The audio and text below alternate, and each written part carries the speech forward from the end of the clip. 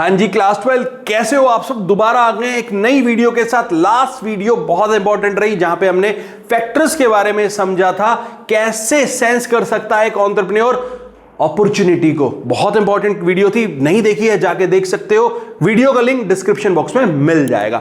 आज हम बात करने वाले एनवायरनमेंट की और उसके स्कैनिंग के बारे में बात करेंगे। How an entrepreneur can scan the environment. ठीक है, एनवायरनमेंट स्कैनिंग की बात करने वाले, समझते हैं एनवायरनमेंट स्कैनिंग। सबसे पहले बात करते हैं business environment may be defined as those condition and forces.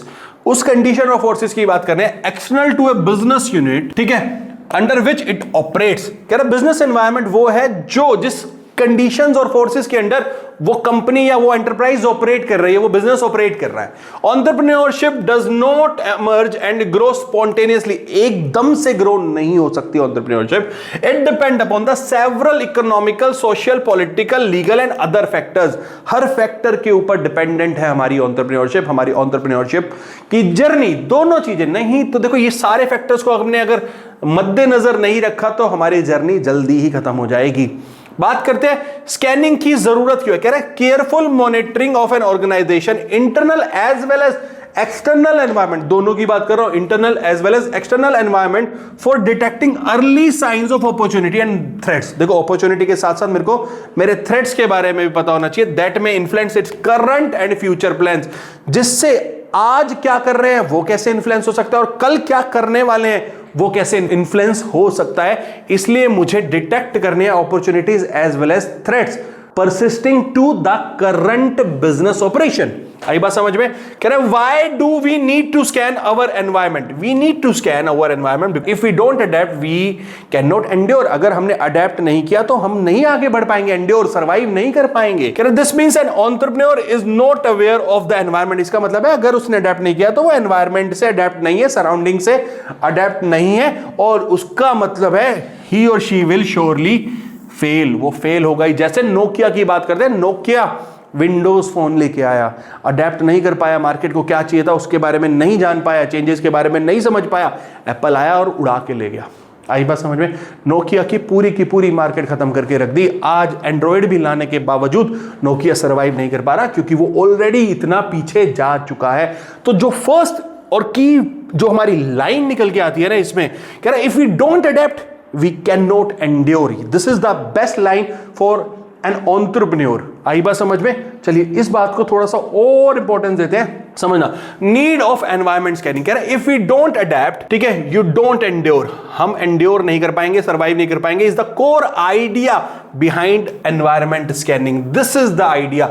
हम चेंज के बारे में नहीं जान पा रहे तो सर्वाइव कैसे कर पाएंगे? नोकिया का जीता जाता एग्जाम्पल अभी हमने लिया। आई बात समझ में? कह रहा organization have to be consistently aware of the changes taking place in the environment. यानी मार्केट में क्या क्या चेंज हो रहे हैं उसके बारे में एक एंटरप्राइज को पता होना चाहिए। कंप्लीटली सर्वे चलता रहना चाहिए। मार्केट में क्या प्रॉब्लम नई क्रिएट हो रही हैं, क्या जरूरतें नहीं आ रही हैं, या मार्केट में क्या चेंज की रिक्वायरमेंट है। ये एक एंटरप्रेन्योर की बेसिक रिस्पॉन्सिबिलिटी भी है अगर वो मार्केट में सर्वाइव करना चाहता है तो, ठीक है। And adapt to those changes to survive and to be successful. Market में सर्वाइव करने के साथ साथ सक्सेसफुल होने के लिए ये सब चीजें बहुत ज्यादा जरूरी हैं। बात समझ आती है? चलिए बात करते हैं आगे। बहुत इंपॉर्टेंस ऑफ एनवायरनमेंट। एक एक पॉइंट को बारीकी से समझते हैं, ठीक है। 6 पॉइंट्स आपके सामने। क्यों जरूरी है एनवायरनमेंट, ध्यान से समझना। तो बात करते हैं हमारे इन पॉइंटर्स की कि क्यों एनवायरनमेंट जरूरी है। सबसे पहले बात कर रहा हूं आइडेंटिफिकेशन ऑफ अपॉर्चुनिटीज। ये हम ऑलरेडी बात करते आ रहे हैं। To get first mover advantage, opportunity को आइडेंटिफाई करना जिससे हम मार्केट में फर्स्ट मूवर एडवांटेज ले सके। कह रहे by keeping in touch with the changes in the external environment and enterprise can identify opportunities and find strategies to capitalize on the opportunities at earliest. Market में change को सबसे पहले identify करने का मतलब है कि हम अपॉर्चुनिटीज के साथ साथ नई स्ट्रेटजीज बना पाएंगे ताकि सरवाइव कर पाए और उन अपॉर्चुनिटीज को कैपिटलाइज कर पाए। जैसे LPG rationing lead to the manufacturers. LPG की वजह से अब इंडक्शन कुकर्स या कुकवेयर्स बोल सकता हूं मैं मार्केट में क्यों आए? Just because of LPG rationing. आई बात समझ में? ये क्या था? मैन्युफैक्चरर्स ने आइडेंटिफाई किया और फर्स्ट मूवर एडवांटेज लेके आए। ठीक है, बहुत सारी कंपनीज आज आ चुकी हैं, बट किसकी वजह से हुआ? एलपीजी राशनिंग की वजह से हुआ, और पता नहीं चलता तो वो बन नहीं पाता।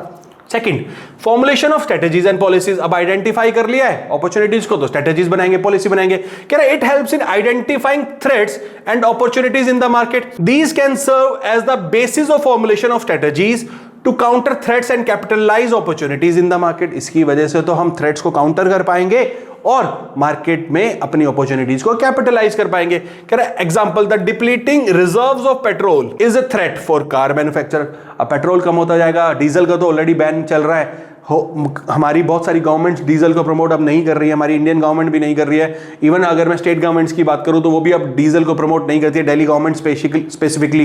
ठीक है, तो क्या रीजंस है? अब रिजर्व्स हमारे पेट्रोल के भी कम हो रहे हैं, तो अब इलेक्ट्रिक व्हीकल लाने के पीछे मैन्युफैक्चरर्स का यही तो एक रीजन है, ताकि उन्होंने देखो सेंस किया, स्ट्रेटेजीज बनाई, पॉलिसीज बनाई और मार्केट में ले आए। ठीक है, ई कार्स और solar powered engines are the outcome of such threats which force them to look into the alternate source of energy। Hydrogen जो हम बात कर रहे हैं, हाइड्रोजन गैस के थ्रू अब गाड़ियां चलने लगेंगी, तो बहुत सारी चीजें चेंजेस हो रहे हैं। पेट्रोल देखो, पेट्रोल और डीजल से एनवायरनमेंट भी पॉल्यूट हुआ है। उसके बाद अब देखो, I do own N EV यानी इलेक्ट्रिक व्हीकल। सो बहुत कुछ है यार मार्केट में, इनोवेशन इतना अच्छा हो रहा है ना, मैन्युफैक्चरर्स हमारे लिए बहुत कुछ कर रहे हैं, क्योंकि प्रॉब्लम्स हैं तभी तो क्रिएटिव सॉल्यूशंस आ रहे हैं। ई कार्स, किसने सोचा था आज से 10 पहले कि गाड़ियां इलेक्ट्रिक हो जाएंगी? इंजन ही नहीं है भाई, बैटरी पे चल रही हैं गाड़ियां भी, स्कूटीज, टू व्हीलर्स। ठीक है, थर्ड बात करते हैं tapping useful resources. If a company has a knowledge, thorough knowledge की बात कर रहा हूं of environment, the enterprise can tap resources like financial resources, human resources, physical resources etc। उनके पास नॉलेज है ना एनवायरमेंट की, तो ये सारे रिसोर्सेज को टैप कर सकते हैं from the market at economical price at a right time. देखो, इनिशियल में तो रिसोर्सेज अबंडेंस होंगे, ठीक है, जब डिमांड क्रिएट हो रही है तो ऑलरेडी कम प्राइस में हम उन रिसोर्सेज को हायर कर सकते हैं या अपने पास ला सकते हैं। जैसे जैसे मार्केट में वो सारी चीजें फैल जाएंगी तो रिसोर्सेज की कॉस्ट भी इंक्रीज हो जाएगी। पास्को लिमिटेड एग्जांपल ले रहे हैं, should buy wheat for its wide variety of biscuits when the new crop comes in the market. ठीक है, क्योंकि जब नया क्रॉप आएगा तो क्या होगा, चीप प्राइस पे आएगा। तो पहले 3 चीजें जो हमने पढ़ी, सबसे पहले हमने बोला identification of opportunities to get first mover advantage, उसके बाद formulation of strategies and policies, उसके बाद टैपिंग ऑफ यूजफुल रिसोर्सेज। अब बात करते हैं बेटर परफॉर्मेंस की। परफॉर्मेंस कैसे बेटर हो सकती है उसके बारे में कह रहे हैं, it can be increase with the timely action in dealing with threats. हमने अगर थ्रेट्स के साथ टाइमली डील कर लिया, ठीक है, and availing opportunities for the purpose of movement in the performance of the firm. ठीक है, थ्रेट्स को काउंटर कर दिया, अपॉर्चुनिटीज को कन्वर्ट कर दिया, ठीक है, जिससे परफॉर्मेंस बेटर होगी। कह रहा है जैसे मेक इन इंडिया हमारा जो गवर्नमेंट की स्कीम थी, जो डिक्लेयर किया उन्होंने, एक पॉलिटिकल एनवायरनमेंट में opens up new avenues for entrepreneurship या एंटरप्रेन्योरियल्स या एंटरप्रेन्योर्स टू डाइवर्सिफाई। एंटरप्रेन्योर्स के लिए एक नई अपॉर्चुनिटी क्रिएट हुई। आई बात समझ में? Make in India scheme. ठीक है, अब बेटर परफॉर्मेंस के लिए कितना जरूरी था वो आप खुद असेस भी कर पाएंगे। आई बात समझ में? नेक्स्ट बात करते हैं sensitization of entrepreneurs to cope up with rapid changes. ठीक है, रैपिड चेंजेस से कैसे कोप अप किया जाए? कह रहे हैं a keen watch on trends in the environment would help to sensitize the entrepreneur to become proactive। entrepreneur को एक proactive बनने के लिए करना ही पड़ेगा towards the needs of the customer, changing trends, government policies, technology। अब देखो, सबसे बड़ा एग्जांपल मैंने क्या लिया, जो रिलायंस ट्रेंड्स है। अब तो देखो Zudio भी आ गया, आप सब जानते हो Zudio के बारे में, कैसे अपने स्टफ्स को हर महीने चेंज करता है और प्राइसिंग स्ट्रेटेजी क्या अमेजिंग लेके आया है टाटा ग्रुप। हमने वैसे ऑल दो रिलायंस ट्रेंड का ले रखा है, वो कह रहा है कि चेंज करते हैं अपने क्लोथ्स, ठीक है, फैशन को चेंज, जैसे जैसे फैशन चेंज हो रहा है ताकि अपने कॉम्पिटिटर्स के ऊपर उनका एज आ सके। बट अब Zudio एक बहुत टफ कंपटीशन दे रहा है रिलायंस ट्रेंड को, मैक्स को। तो आई बात समझ, देखो अपने ट्रेंड कैसे चेंज कर रहे हैं। इतना अमेजिंग 600 प्लस करोड़ का टर्नओवर वेरी फर्स्ट ईयर लाना अपने आप में एक बहुत बड़ी बात है फॉर ए टाटा ग्रुप और Zudio अगर मैं बात करता हूं। लास्ट में बात करते हैं इमेज बिल्डिंग की। कह रहा है if a company is sensitized to the external environment it will come out with new product. ठीक है, एनवायरनमेंट के साथ अपने आप को चेंज करके कुछ नई अपॉर्चुनिटीज को क्रिएट करके नए प्रोडक्ट और सर्विसेज बनाना और bring out better goods and services to meet the customer requirement which help in image building. देखो, चेंज के साथ अडेप्ट किया तो नए प्रोडक्ट लाया, पुराने में ऐसा इनोवेशन दिया, ठीक है, जिससे उनकी इमेज अपने आप ही बेटर होगी।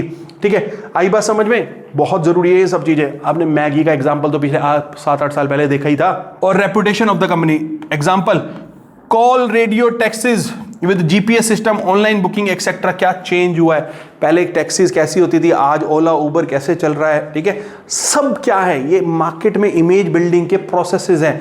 तो हमने 6 पॉइंटर्स देखे इंपॉर्टेंस ऑफ एनवायरनमेंट के लिए। सबसे पहले हमने बात करी identification of opportunity to take या to get first mover advantage. उसके बाद हमने बात करी formulation of strategies and policies की। उसके बाद टैपिंग ऑफ यूजफुल रिसोर्सेज।